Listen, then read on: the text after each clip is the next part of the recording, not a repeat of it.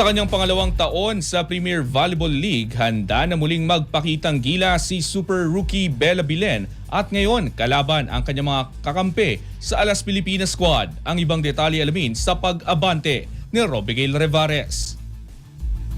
Palalim ng palalim ang laban sa PVL at handa si Bella Bilen sa bawat hamon. Sa pagbubukas ng All-Filipino Conference, naniniwala ang Capital One star na mas handa ang kanyang kupunan makipagsabayan sa mas pinalakas na mga kalaban. Maraming teams ang nag-reload sa off-season at hindi nagpahuli ang Capital One na may halos kalahati ng roster ay mga bagong mukha. Ayon kay Bilen, malaking dagdag lakas ito para sa kanilang kampanya. Sinabi ni Bilen na masaya siya dahil mas nagiging competitive ang bawat kupunan at naniniwala siyang makakatulong na malaki ang mga bagong players sa kanilang sistema. Siyempre, very happy kasi yun nga, mas naging competitive each teams, maraming dagdag. And sa team din namin halos half ng players bago talaga. So I'm very happy din kasi yung mga napunta sa aming players, alam kong makakatulong talaga for our team. And I'm very excited lang din kung ano yung pwede kong matutunan from them and kung ano yung pwede naming madala dito. Sa kabila ng mga pagbabago, giniit ng dating collegiate standout na hindi naging mahirap ang adjustment para sa kanilang grupo dahil hindi naman daw ganap na bagong environment ang kanilang pinasok. Gayunman, aminado si Belen na mas mataas na ang antas ng liga ngayon, kaya kailangan din nilang sumabay sa pag-level up ng ibang kupunan.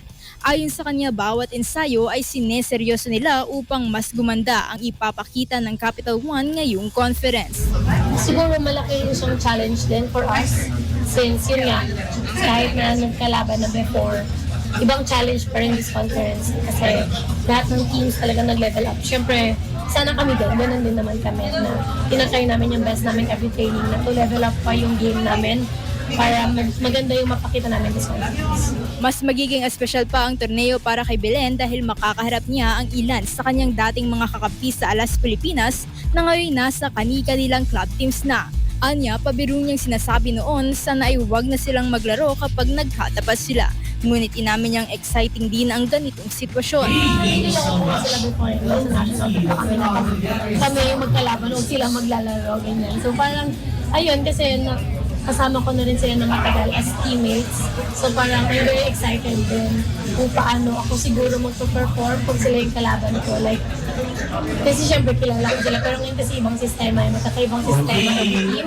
So yun, I'm very excited and looking forward sa matchup namin. Bagamat pamilyar siya sa laro ng ilan sa mga ito, sinabi ni Belen na iba na rin ang sistemang ginagalawan ng mga dating kakampi. Kaya panibagong hamon pa rin ito para sa kanya. Sa mas malalim na roster at mas matinding kompetisyon sa PVL, malinaw na handa si Bella Bilen na sumabay sa bagong antas ng laban. Ako si Robigail Revares, Abante Sports, nauna.